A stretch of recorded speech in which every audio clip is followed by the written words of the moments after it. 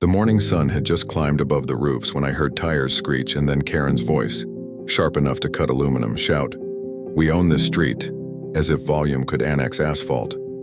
I turned the key and let my brand new iron gate swing shut with a deep metallic boom that rolled across the cul-de-sac and sent 3 squirrels scrambling up a pine, my coffee steaming in my hand, my pulse steadying around the hum of the motor because this was my property, my non-HOA fortress carved out of a loophole I'd hunted in county archives until my eyes stung. And today was supposed to be my first quiet morning inside it. She stormed across the curb in heels like a marshal placing flags on the moon, 2 board members hovering behind her with the stunned posture of backup singers who forgot their harmony.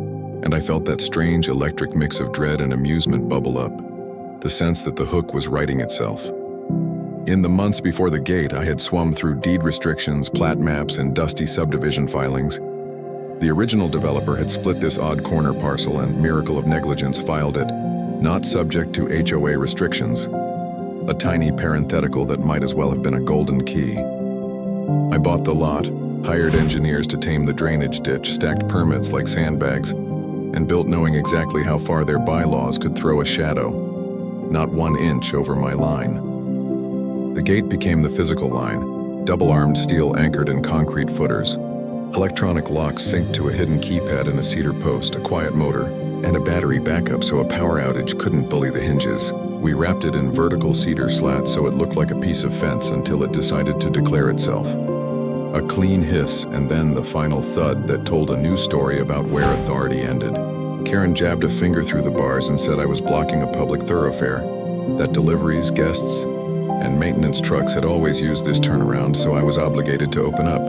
And I told her evenly that the county map said otherwise, that I'd be happy to show her the stamped survey if she came back with a civil tone and an appointment. She called me a squatter on my own land. The treasurer, a soft man under a visor, whispered about calling the sheriff. And I could see the next months like mile markers, hearings, inspections, filings, but in that instant I had the advantage of surprise and better paperwork. She pulled a tape measure from her handbag and started pacing from curb to hinge, muttering about setbacks and rights of way. Curtains twitched up and down the street. A jogger slowed to eavesdrop. A dog barked at nothing and everything. I set the mug on the porch rail, came back to the bars and offered her water because sometimes the fastest way to heat an engine is to pretend you're cooling it. She flared at the kindness, doubled down on community standards and endangered children, and I told her the sheriff, if he came, would ask first for my deed and my survey, and I had both ready. It would be a lie to say my hands didn't shake inside my pockets.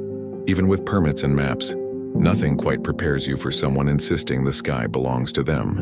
But calm is a tool, and the trick is to use it even when your heart is pounding.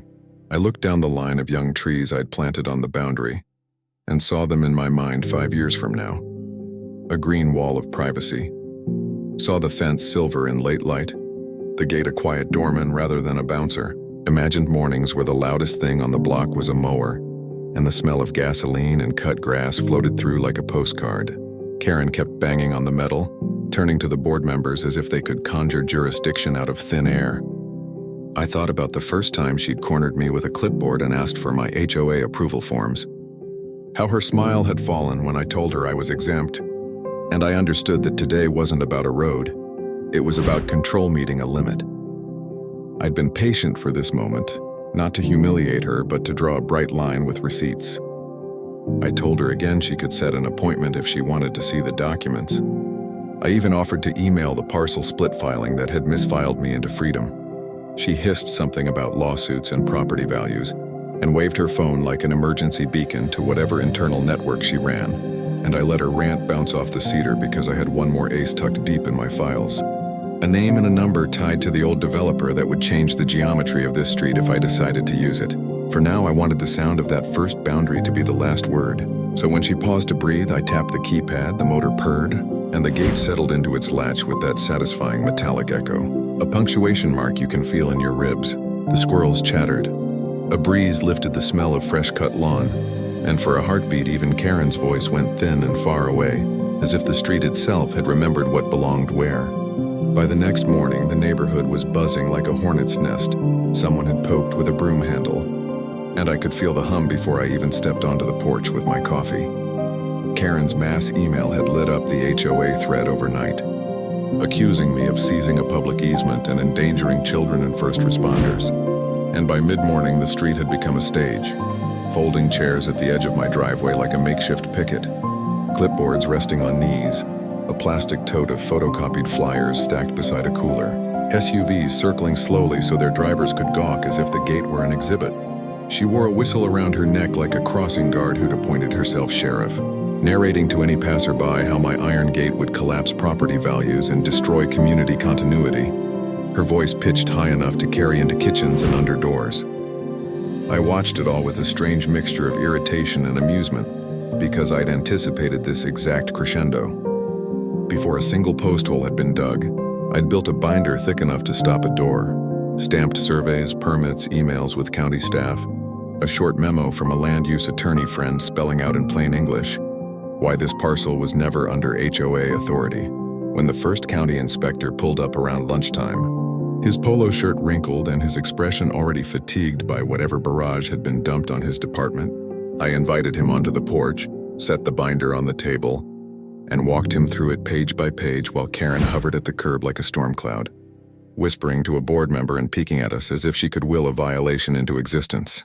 He stood at the gate, traced the pins on the survey with his finger, asked about the motor's placement and the setback, and when he finished, he did the one thing that burst her balloon more efficiently than any argument.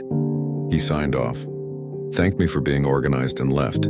Karen's shriek of frustration echoed down the block, and for a second, the breeze felt cooler. She wasn't done, of course. That evening, she hosted an emergency board session at her house, and I didn't need an invite to know the program because Trevor, the quiet neighbor who had been watching this circus with skeptical eyes, texted me a blurry photo of the agenda, draft an emergency resolution asserting a common interest easement over my driveway, consider legal action to force removal, coordinate evidence gathering via aerial imagery. I read it, laughed for the first time all day, and turned to the other half of my plan, making sure her surveillance would never net anything worth parading. By dawn, a white drone hovered at tree level across the street, its tiny camera blinking like an insect eye. It drifted closer, cocked its gimbal to peer over my fence, then zipped away as if it had been whistled home. It came back in the afternoon with a friend, tag-teaming the fence line in lazy arcs. I let them hum while I called a contractor buddy to bring over privacy mesh we could mount as shade panels, calibrated 2 solar floodlights to throw a soft, non-nuisance glare at aerial angles, and added a web of motion sensors along the inner line of the fence that winked little green LEDs when a lens crossed them. We stacked a fresh pallet of cinder blocks where Karen's camera could see it, deliberately ambiguous, neither aligned nor tidy, because confusion is its own shield, and rumor is a leash you can let your opponent pull until it tightens by itself. Inside, I printed a 1-page letter to my neighbors, brief, friendly, factual, with a photocopy of the county's signed permit and the original plat notation showing the parcel, not subject to HOA restrictions. I walked the block in the afternoon heat, hand-delivering it to porches, smiling, inviting questions, keeping my tone neighborly and calm. By sunset, the street felt different in that subtle way crowds shift when information finally drops into the room. Not warm, not yet, but thinner on the glare and thicker on the curiosity. A few waved in that surprised, half-apologetic way people do when they realize they've been listening to a single storyteller for too long. Karen responded the only way she knows. More pamphlets, brighter language, laminated signs at both ends of the street with arrows pointing to my gate and phrases like required community access that meant nothing to anyone who'd ever read a deed. And then the sky, as if tired of theatrics, snapped the scene in half. A summer squall rolled in with the suddenness of a flipped switch, wind throwing leaves into spirals, the smell of wet concrete rising from the sidewalks, thunder dragging its knuckles over the roofs. Rain came down in fat, decisive drops, turning the flyer stacks into pulp, plastering Karen's laminated warnings sideways on their posts, and sending her patrol scrambling for garages. I stood under the eaves, dry and watchful, as she tried to shout over the weather, clutching a stack of papers to her chest until they blurred to a gray slurry in her hands. It felt like theater, yes, but also like a lesson. Bluster is paper. Paper melts. When the storm moved on and the street glistened clean, the scene was quieter, more honest. No chairs, no clipboards, just the soft hiss of gutters and the smell of cut grass revived by rain. Night deepened, and with it came a different kind of escalation. Around 10, motion sensors flickered in sequence along the fence like a green heartbeat. I angled the blinds and spotted two figures crouched by the keypad, hoodies up, shoulders tight. They were kids or adults trying to look like kids, it didn't matter. I hit the switch. The floodlights washed the gate in bright, even light. The pair scrambled backward like raccoons, knocked into a recycling bin and sprinted toward a car idling just beyond the streetlight. I called the non-emergency line and filed a report. Not because I expected squad cars to flood the block, but because documentation is a better hammer than adrenaline. The deputy who rolled by later took one look at the binder I set out, let out a low whistle, and said I was better organized than some departments he worked with. He promised extra passes down the street. The next morning, the drones returned, but the glare from the floods and the privacy mesh made their footage useless as anything but proof of their own nosiness. I held up a photocopy of my permit at the edge of the porch and imagined Karen watching the live feed from her kitchen, gnawing at whatever remained of her confidence as she realized no angle could invent a violation that wasn't there. Trevor called again with the soft urgency of someone who knows he's betraying a social code to obey a moral one. Karen had formed a committee to allege my gate blocked a fire lane and was planning to drag a fire marshal out before week's end. She was also trying to scare contractors into blacklisting my address. I thanked him, then annotated my binder with highlighted fire maps, marked the alternate access routes, and tucked in photos of the pull-off lane I'd already poured within my line for emergency vehicles. An insurance policy I'd installed precisely because I prefer over-prepared to overconfident. When an official showed up 2 days later, a different inspector, this one with a measuring wheel, he found me ready, walked the radius, nodded, and left. Karen's shoulders pinched when she saw him depart without a citation. Her mouth made a shape like a question mark that had forgotten its sentence. The siege shifted after that. The idling cars still came at odd hours, but the faces inside were less hostile, more puzzled. The emails from the HOA grew longer and shakier, pulling statutes like they were talismans and mixing them in ways only the converted could find convincing. My letter had worked its quiet chemistry. By then, I'd received a handful of texts from neighbors apologizing for assumptions, asking about the build, offering cookies in that American way we turn conflict into carbohydrates. Through it all, the plan I'd hinted at to myself, the ace I'd tucked into the language of if I ever need it, took on weight. Late one afternoon, while the street settled into that post-work lull where lawnmowers trade off with children's shouts, I dug back into the oldest files, the brittle stuff from the original subdivision, and circled the line that mattered more than my gate ever could. The private road easement was still technically held by the defunct developer's estate. The name and number were there, not bright, not obvious, but real. I sat at the kitchen counter with the phone pressed to my ear, listened to a receptionist put me on hold, left a crisp message stating my interest in acquiring the easement rights, and set the handset down with a feeling that clicked into place like a lock catching. I didn't need the call returned today. Patience had already paid my bills. Outside, the street looked almost ordinary again. Chalking children, a jogger with a golden retriever, sprinklers misting the edges of lawn. And yet under the surface, a new geometry was forming. The kind that would make Karen's next email feel like a leftover script from a show the network had quietly canceled. I walked the perimeter as the light went gold, checked each latch, felt the gate's weight through my palm, and realized that the siege wasn't a siege anymore. It was a stutter. A performance sputtering at the edges. I had the paper. I had the patience. And now, rolling out just beyond the curb, I had a way to turn the street itself into a sentence she couldn't rewrite. The call came back on a Tuesday just after lunch, the kind of hour when the cul-de-sac goes quiet and sprinklers make their soft clockwork tick. A paralegal from the developer's estate said their counsel had reviewed my message, and yes, they were open to selling all right title and interest in the private ingress-egress easement serving our subdivision. And by the time I'd finished a second cup of coffee, I was on a conference line with an estate attorney who sounded like he had dust from old plats in his lungs. Careful, methodical, asking if I understood that with control came obligations, maintenance standards, emergency access indemnities. And I told him that not only did I understand, I'd already built for it.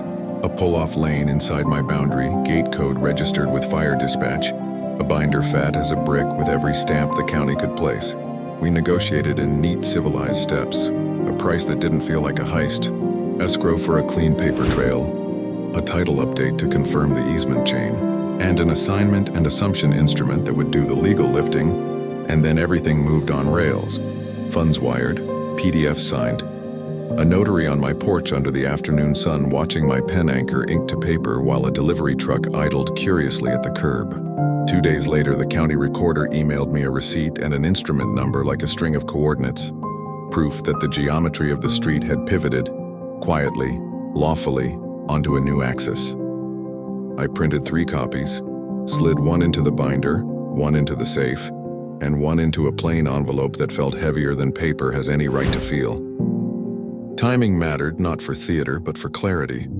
So the next morning I found Karen and 2 board members at the corner fussing with a laminated "Community Access Required" sign that drooped in the sun, walked up with a nod that didn't ask for anything, and held out the sealed envelope. "Open this with your board," I said, tone professional calm, the way you tell a pilot the runway lights are out and you've lit the secondary path.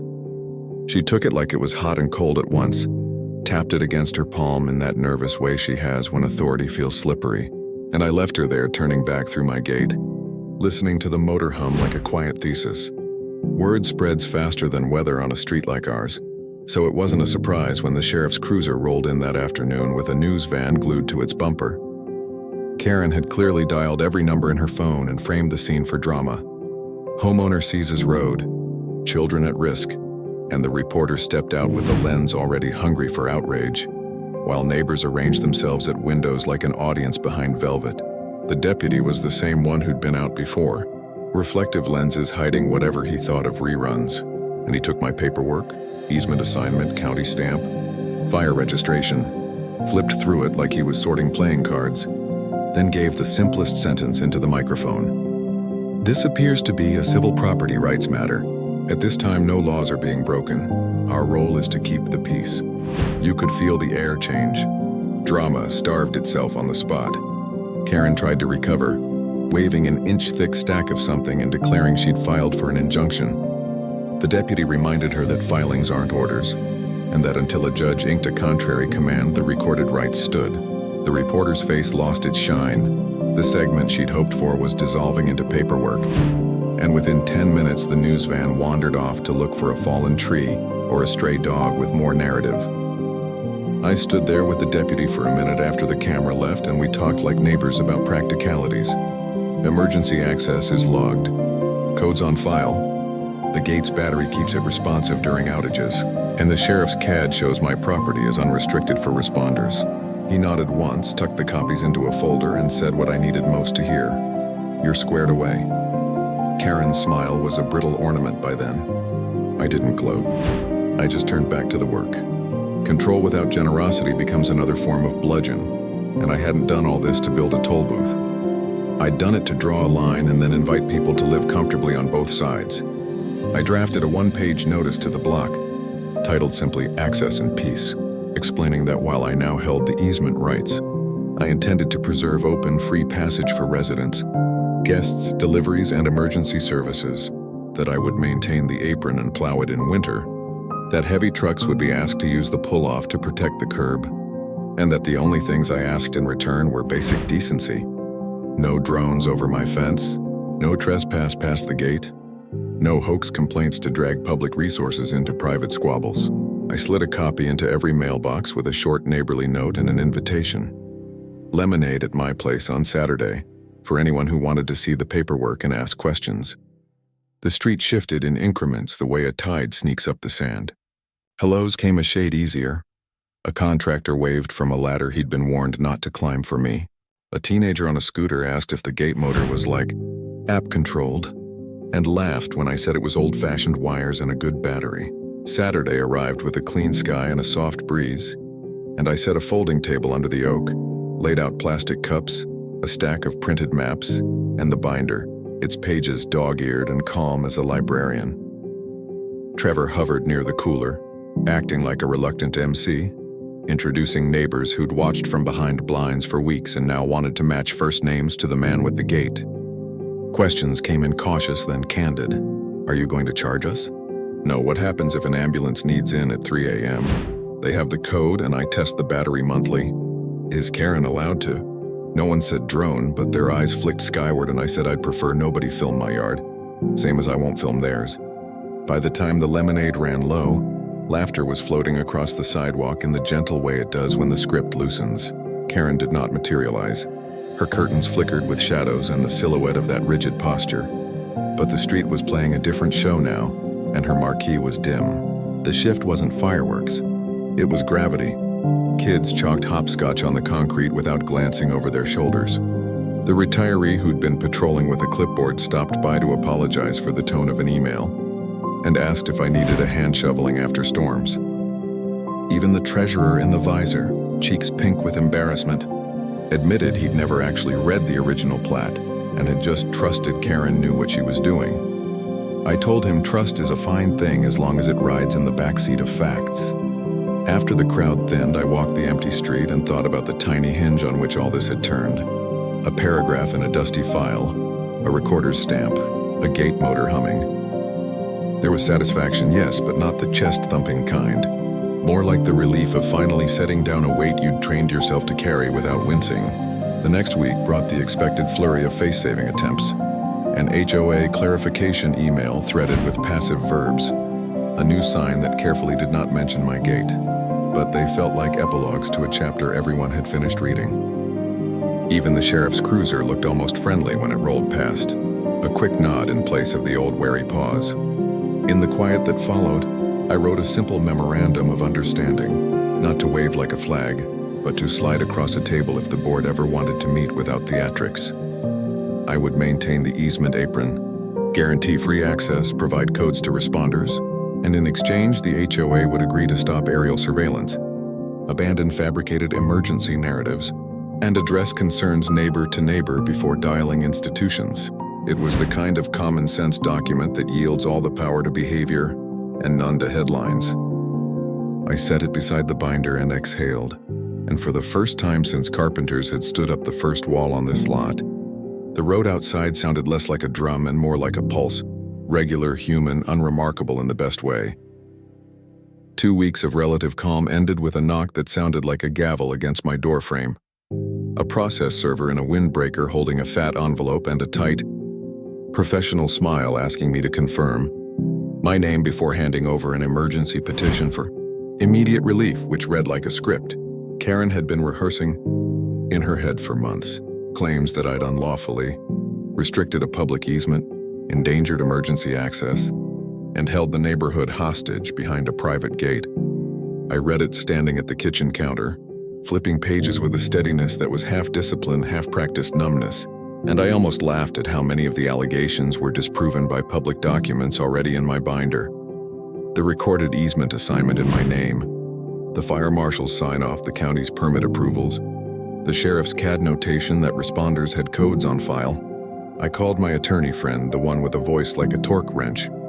Calm, precise, and he skimmed the scanned pages in minutes, chuckled once, then said we'd file a response that would read like a ladder. Jurisdiction, deed history, recorded easement chain, emergency access protocols, and finally a request for fees. When I asked whether we should counterclaim for harassment, he paused, then said we'd draft it and hold it like a sheathed blade, ready to file if the court needed a sharper reminder. The next 48 hours turned into a drill I'd trained for without knowing it, collecting neighbor affidavits about the patrols, the laminated signs, the drones, the nighttime keypad visitors, pulling the time-stamped video of the fire marshal measuring and nodding, highlighting the county's emails where clerks had written the quiet part out loud. This parcel is not, and has never been, subject to HOA oversight. My house became a staging area of paper and calm.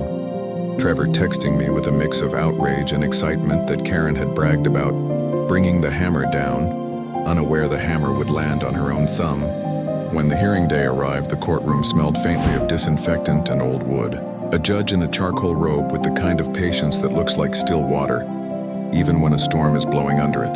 Karen at the petitioner's table with a new lawyer from out of town who gripped a legal pad like a life preserver.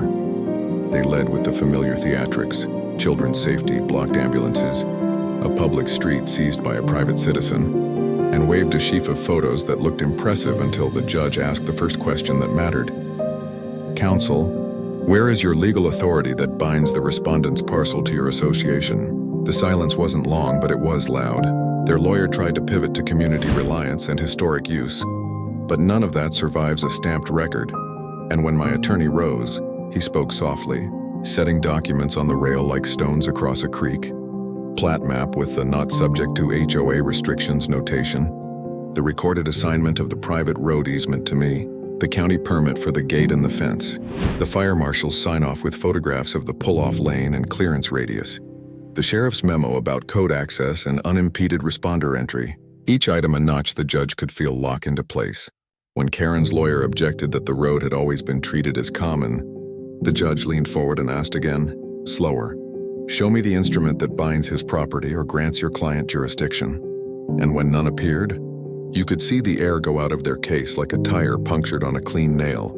There was a brief, almost merciful recess where I stood in the hall with my attorney and a paper cup of water, Trevor texting me updates from neighbors watching the docket online.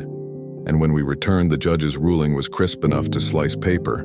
Petition denied for lack of standing and failure to demonstrate irreparable harm. Dismissed with prejudice. A warning that further frivolous filings could result in sanctions.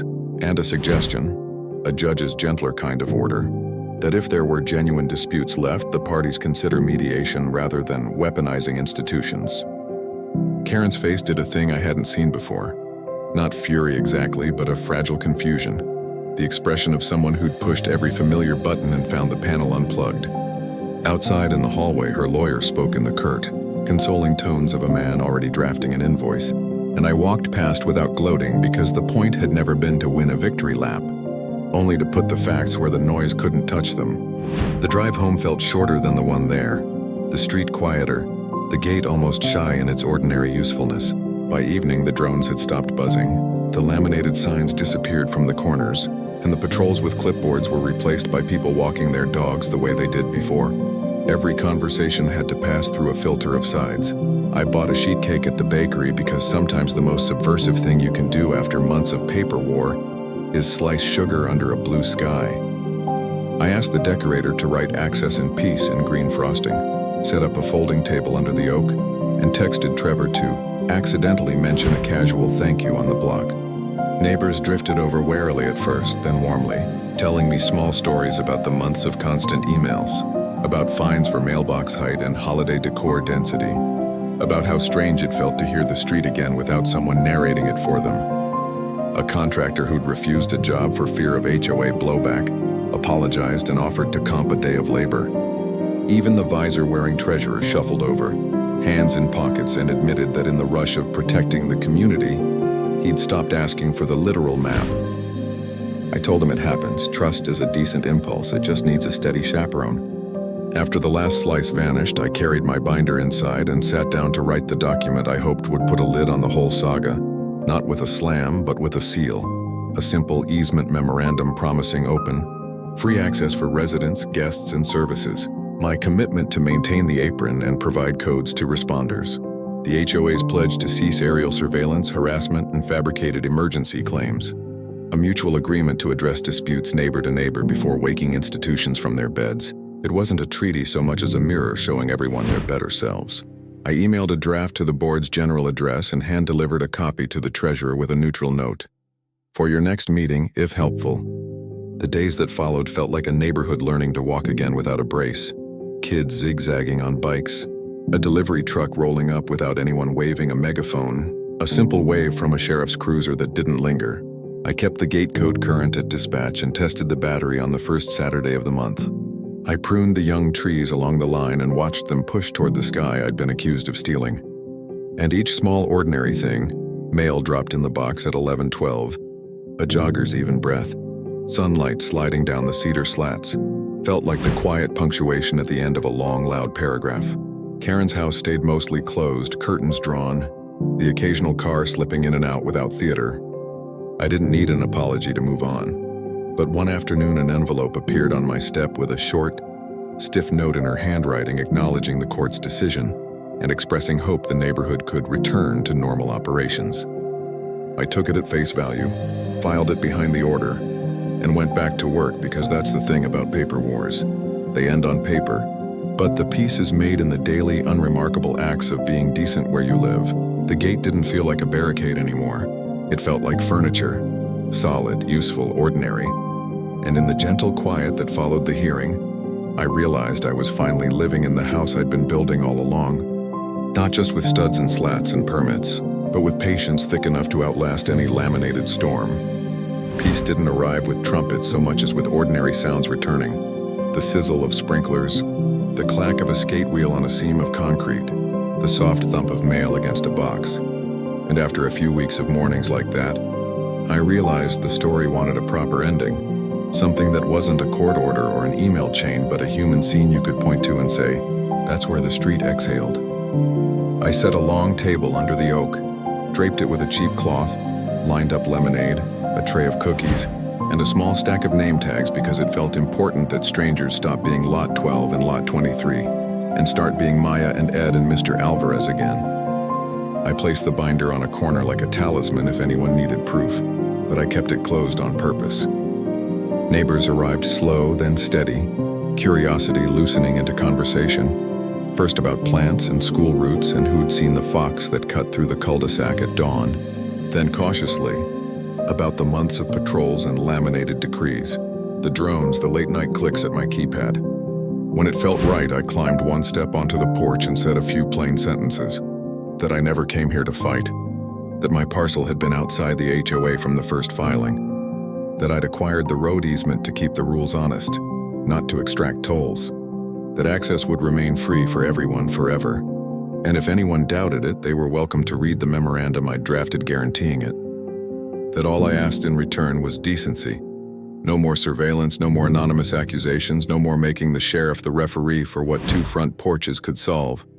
The applause wasn't loud, just sustained enough to register as relief, and somewhere a kid shouted, "Tag, no tagbacks," which felt like a much better anthem than any speech. I walked the envelope with the memorandum from hand to hand, answering questions with concrete answers. Yes, the fire department has the code. Yes, the battery gets tested monthly. Yes, delivery trucks can roll through. No, I don't want a penny from anyone. And I watched skepticism give way to a kind of practical acceptance you only get when facts and tone finally match. That was when the crowd's hum thinned and shifted, like a flock noticing a hawk and then realizing it's just a shadow. Karen stepped out from her door not in lacquered armor but in jeans and a sweater, holding a single envelope and nothing else. People went quiet the way they do when the person who drove the plot walks on stage without props. She stood across the folding table, eyes scanning faces as if they'd been rearranged while she was inside, and held out the envelope. Inside was a short note in her stiff handwriting. She was resigning from the board effective immediately and apologized for distress caused. Beneath it, a request to discuss future cooperation regarding street maintenance and communications norms. I looked up, saw something human and tired where the performance used to live, and offered my hand. It wasn't warm, but it was real, and the clap that rose behind us came like rain starting, scattered at first, then steady. She nodded once, almost a bow, and turned home without another speech. You could feel the block rewire itself on the spot. People who'd held back drifted closer. Trevor laughed out loud for the first time in months and somehow turned into an MC again, introducing neighbors who'd never properly met despite living 50 yards apart. The treasurer in the visor cleared his throat and said he'd been thinking about what a board should be, and maybe the HOA could recharter to do what everyone actually needs: snow plowing, mowing the pocket strip by the mail kiosk, splitting the tree trim bill, without refereeing paint chips and nativity scenes. Heads bobbed. Within a week, a special meeting was called in the church basement, neutral ground, and I brought copies of a stripped-down charter I'd drafted with my attorney friend. 4 pages, plain language, scope capped at shared services, explicit ban on surveillance or aesthetic enforcement, disputes to be handled neighbor to neighbor, and a clause memorializing the easement agreement I'd offered, open access, my commitment to maintain the apron, their commitment to leave my gate and yard alone. A 2/3 majority signed that night with a sense of relief usually reserved for the last day of school. The visor man agreed to serve as an interim chair until a proper vote. Trevor signed on to wrangle communications and said he'd rather organize a block yard sale than a patrol ever again. I filed the memorandum and the revised charter where such things belong. First in a folder in my safe, then with the county. Because stories end in feelings, but peace holds better with signatures. The paper trail finished, the human trail took over. The drone stopped. The laminated signs vanished. The corners where clipboards had loitered turned back into corners where an old dog lay in a square of sun. Kids chalked galaxies across the apron, and a delivery driver rolled through without a single person waving their arms. I got asked, not demanded, if I'd mind keeping the gate open during Saturday's farmers' market hours to smooth traffic. I said, of course, slid the latch and listened to the motor hum in a register I hadn't heard before. Less like a drawbridge, more like a door. When the tables were folded and someone handed me a bag of peaches with a thank you note tucked inside, I swung the gate gently shut and understood there was music in that too. Even the sheriff's cruiser changed key. No longer a sentinel, but a wave on the way past. A local paper ran a short, sensible piece with a photo of me in the binder and the headline, "Neighbors easement deal, ends feud, keeps street open." And for once the comments were boring in the best way. In quiet moments I found myself doing maintenance you only bother with when the fight is truly over. Oiling the hinges, leveling the keypad pedestal by a hair, pruning the boundary trees now tall enough to cast their own opinionated shade. I still tested the battery the first Saturday of every month. I still kept the code current with dispatch. Vigilance wasn't paranoia. It was a habit that had proven itself kinder than outrage. Karen kept mostly to herself. A few days after the meeting, she sent another note, 3 lines thanking the street for civility shown and offering to hand over HOA financial records. I took the ledger politely, found no disasters inside, and dropped the binder with the new charter into the treasurer's hands. The board election a month later was almost comically calm. People wrote names on slips. We counted them right there on the tailgate of someone's pickup. And the winners shook hands and immediately discussed the cheapest way to get the plow guy to commit early for winter. At some point, life stopped being commentary on what had happened and simply became what was happening. The iron gate that had been a symbol of defiance turned into furniture. Useful, solid, a thing to lean on while you talk about mulch. Sometimes, when I carried my coffee to the porch, I'd remember the first morning and hear that line again, "We own this street," and feel a dull ache that had more to do with how easily ordinary people get. Talked into policing one another than with anything metallic or legal. Then a kid would zip past on a scooter, and a neighbor I barely knew 6 months ago would call across the hedge to ask if I'd tried the new bakery. And the ache would fade into the background hum where it belonged. If there's a score to set down in the margins, it isn't that I beat an HOA. It's that preparation turned into restraint at the right moments, and restraint turned into trust. And trust stuck to paperwork, turned into a street that didn't need a referee. One bright afternoon, I opened the gate wide and didn't bother counting how many times it cycled before dusk. When the sun tipped low and the chalk galaxies blurred into pastels and someone's grill sent up that sweet, astringent scent of blackening onions, I closed the gate with a hand on the cedar slats and no audience, and the sound it made wasn't a boom. It was a period. Solid, ordinary. The end of a sentence that had said what it needed to say and could now leave the page to the business of living.